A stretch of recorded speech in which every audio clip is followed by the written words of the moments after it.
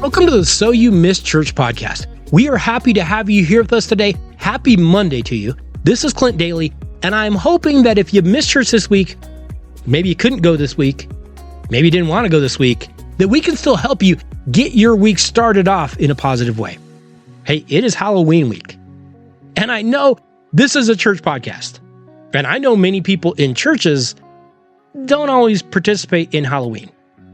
They say it is a holiday for the occult, or Satanism, or whatever else. I mean, I personally don't subscribe to that because I have known people that celebrate, say, Christmas by drinking all the eggnog and then passing out into the Christmas tree. That doesn't mean that's how I celebrate.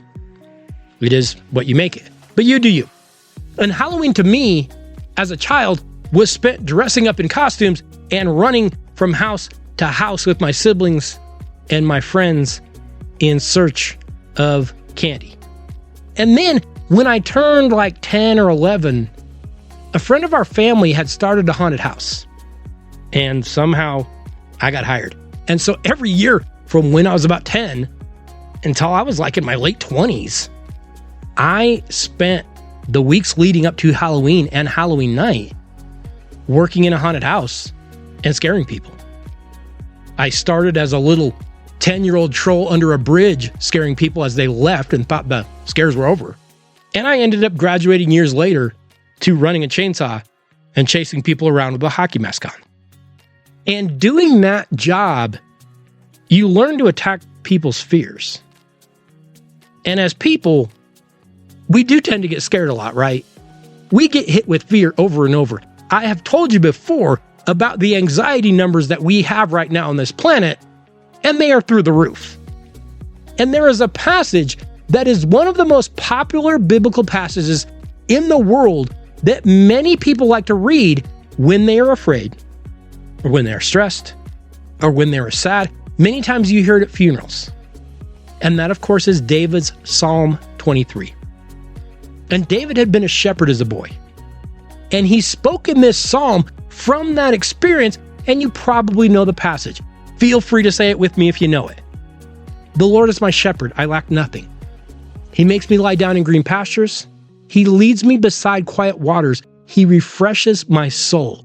He guides me along the right path for his name's sake. Though I walk through the darkest valley, I will fear no evil, for you are with me. Your rod, your staff, they comfort me. You prepare a table before me in the presence of my enemies. You anoint my head with oil. My cup overflows.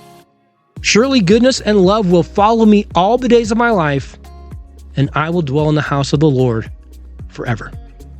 I want to go back to verse 4.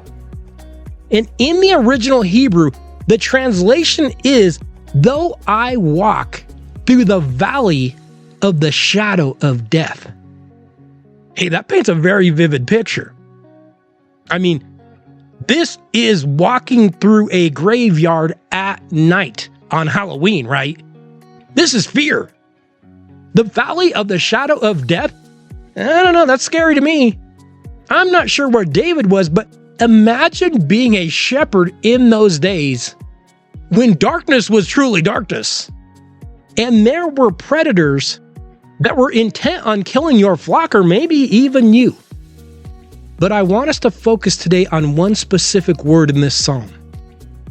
Though I walk through the valley of the shadow of death.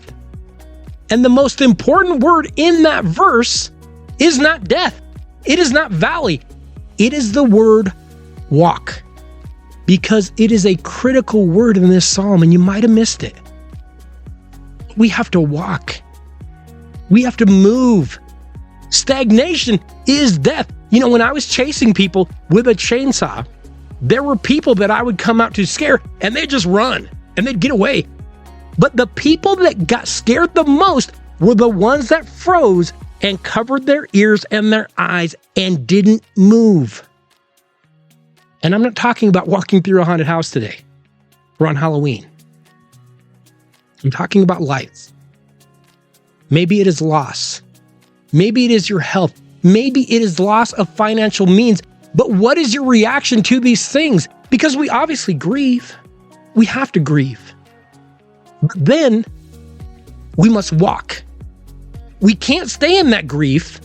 You have to move. We don't stay in the valley of the shadow of death. David says, I walk through the valley of the shadow of death. I don't sit there. I don't stay there. I walk through it. To stay in the valley, to stay in the fear, is to forsake the gifts that God gives us every single day. Do not turn your back on life. Do not turn your back on God's gifts. Do not dwell on that fear of whatever it might be of. You must walk, and you must move past it. You must get busy. You must focus on who needs you, and focus on what is needed, and focus on your relationship with God. Hey, life is scary. If you haven't been scared yet, you will be. But we are not meant to stay in the valley of the shadow of death. We are meant to move through it. You have to stay moving. And again, we have to focus on what's ahead. Hey, remember, you can always contact us at youmisschurch@gmail.com. Feel free to reach out to us. We would love to hear what you have to say. You can follow us on Facebook or X at YouMissChurch, and you can find the podcast pretty much anywhere podcasts are hosted, or just follow us over on YouTube. And if you can think of that one person in your life that just might benefit from hearing this podcast, I encourage you to forward it on to them. Hey, I wish you all a very happy Monday, and I hope that you have a great week.